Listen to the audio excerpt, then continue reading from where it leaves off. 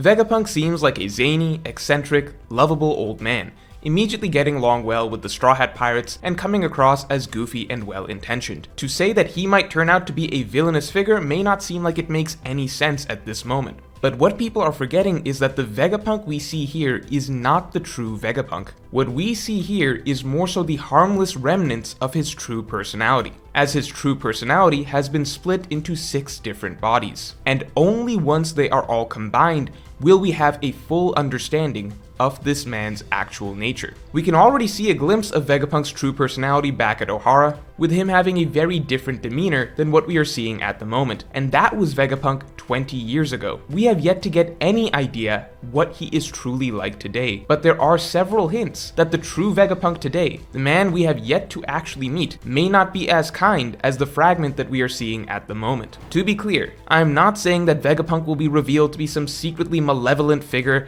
putting on an elaborate act. I am not saying that underneath the surface he is a classic cackling bad guy like Crocodile or Doflamingo or Arlong. Rather, I think there are a lot of signs that suggest that Vegapunk may be a good man with good intentions, but who may be willing to walk a questionable path to achieve his goals, such that he may make for a makeshift, temporary antagonist figure to the Straw Hats, even if ultimately we do not consider him to be a true bad guy like other figures in the story. So let's get into the warning signs and red flags around Vegapunk. But before we get into it, I need to address your biggest fear. You all have friends and family, right? Your biggest fear is that they will all hate you because you didn't get them a good gift for Christmas.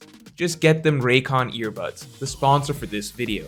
It's a gift that literally everyone will love. These earbuds can be worn anywhere. I always wear them when I'm going on long walks, and they provide premium sound with an extremely snug, comfortable fit, and 32 hours of battery life. If you or someone you care about tends to work in cafes, or goes to the gym, or likes listening to music or podcasts, then just get them Raycon earbuds this holiday season. Like seriously, if you are unsure what to get someone, then Raycon actually has holiday guides that you can check out to see what could be good for your mom, your dad, your friend, your coworker, etc. And the best part is, you can get 30% off through Raycon's holiday bundles, meaning you can get a great deal to get gifts for multiple people taken care of. Just click the link in the description box or go to buyraycon.com/morge and use code EARLYBF to get 20% off site-wide. Or save even bigger and get 30% off Raycon's exclusive holiday bundles. There will also be different deals coming throughout the season, and I'll try to keep the description box updated with the latest offers. But just so you know, you can always go to buyraycon.com/morge to get the best deals available on Raycon. So that aside, we know that Vegapunk's true personality is not just the old man that we see right now, but that important aspects of who he really is have been split up amongst 6 other bodies. At first, I thought this might just be a fun idea Oda was playing with, but the fact that there seems to be a true personality that can only be seen when all 6 personalities are united together suggests to me that there may be a significant reason for keeping the real Vegapunk hidden from us at the moment, such as if his true self is going to turn out to be less kind and harmless than what we see right now. To begin with, one of his 6 personalities is defined by evil, and one of his 6 personalities is defined by wrath. Now, it's odd to me that out of the 6 aspects that define him, while several are based around science, such as wisdom, flair, and logic, and one is just based around base human necessity, which is desire, Vegapunk also has 2 aspects to his personality that are simply dark personality traits: evil and wrath. Now, this may be balanced out by the fact that his 7th self seems like such a nice, wholesome person, but at the very least, that means that he has removed all the dark aspects of his personality, and when they are all united again, his true self will undeniably be darker than what we currently see. Not to mention, Oda loves his little hints and teases and foreshadowing, and the first body he used to introduce us to Vegapunk was number 2. Evil. After that, we began to realize that Vegapunk didn't seem like an evil person, as we learned about the full setup of his personality, but it is interesting that Oda chose to show us a glimpse of the evil side of his personality first and foremost, before putting that on the back burner. Now, all that alone doesn't mean much. Sure, evil and wrath are 2 sides of his personality that exist side by side with the genius sides of his personality, and sure, Evil is the one that we were introduced to first, but none of that on its own adds up to anything substantial. Just keep all of that in mind as we look at the following clues that we have learned about Vegapunk. When I say Vegapunk is likely a good man who may be pursuing a good dream with simply a flawed method, a method that could temporarily put him into the antagonist role against the Straw Hats, what I base this on is the discussions that he had with Dragon in the past, and then the recent discussions he had regarding Punk Records. We can tell that Vegapunk and Dragon share vaguely the same goal of a better world, but we don't know what the details of what that means exactly. But we certainly know that their visions for what that are differ,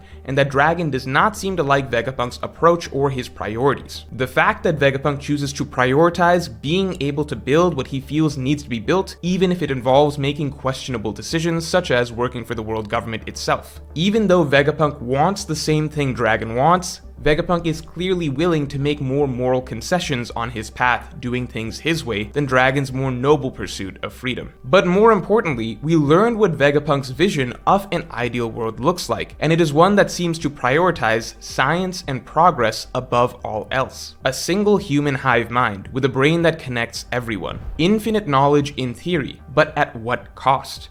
That is a question that is immediately brought up. This method of Vegapunk's would naturally lead to problems, as individuals have conflicting biases and beliefs that would clash over such an unnatural melding of minds, which Vegapunk waves away as an unimportant issue compared to the value of scientific progress. To me, what's interesting about this conversation is that it's a classic setup you see in stories where someone has a grand, ambitious vision that in theory sounds nice, but is ultimately shown to be incorrect due to moral problems. I don't think this bit of dialogue between Jinbei and Vegapunk is meaningless. I think it's very possible that right here, Oda set up the moral conflict that we will be seeing this arc. That Vegapunk is brilliant, but in his brilliance and pursuit of his dream, he may be willing to ignore moral issues that come with it. It's important to note that the voice Oda is using to criticize Vegapunk here is Jinbei, who throughout the series is consistently used to voice morally sound arguments of right and wrong, and act as a voice of wisdom. I think it's particularly interesting that Oda first has Chopper, who is the most young and naive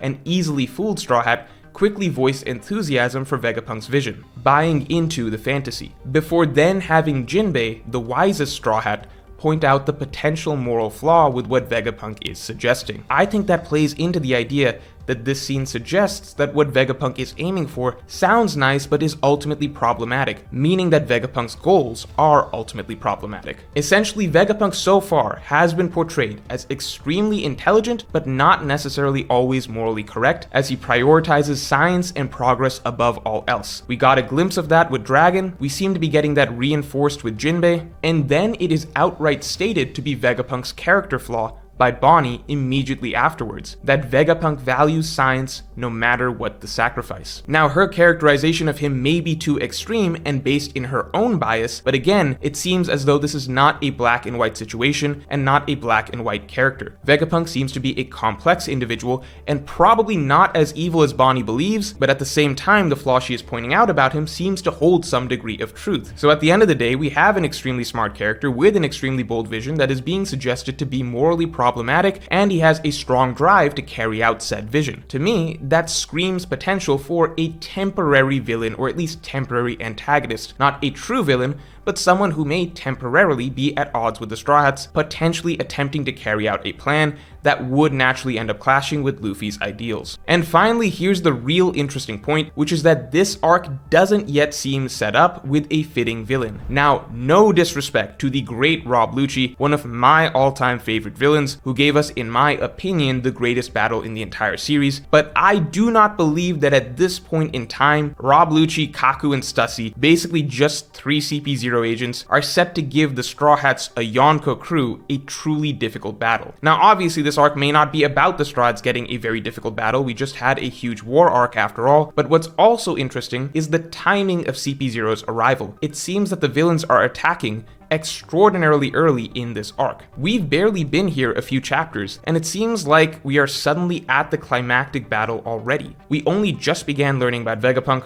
we've only just begun uncovering the mysteries of this island, such as the Iron Giant, we haven't even gotten to learn anything about Bonnie and her history with Kuma. It feels like the story has just started, and now it's being brought to a conclusion. If it's too early for a fight, and if the villains we have seem woefully outmatched, then what if it's possible that CP0 are a red herring? What if it's possible that the character that will truly become a problem here is Vegapunk himself? Because if I'm being perfectly honest, the most threatening figure on the island right now to me is not Lucci, and possibly not even Luffy. I think here on this island, the man with the most power by far is Dr. Vegapunk himself. We have only gotten glimpses so far of what his technology can do, but it seems to defy logic and reality. A hologram that can be both tangible and intangible at once. Futuristic weaponry, powerful mechs, seraphims, new age pacifistas. If you really go through and read the last few chapters and see all the mind-boggling technology, it is actually terrifying to think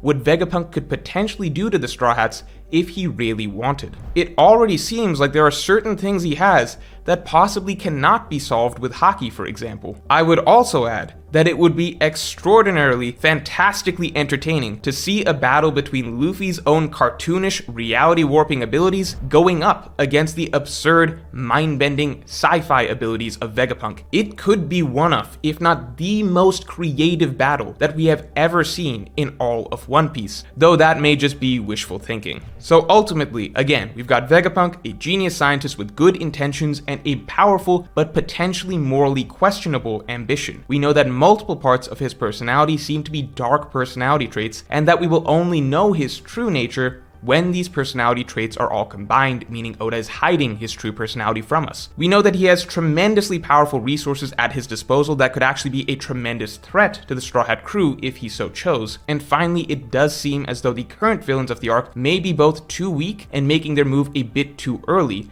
which raises the question of whether or not CP0 is really going to be the biggest problem the Straw Hats will have to deal with on this island, or whether or not the master of Egghead Island himself may become a bigger issue. So let me know if you agree or disagree in the comments below, and if you enjoyed this video then definitely like, comment, and subscribe, and you can get my extended thoughts on this and all future topics by becoming a member. Just hit the button below.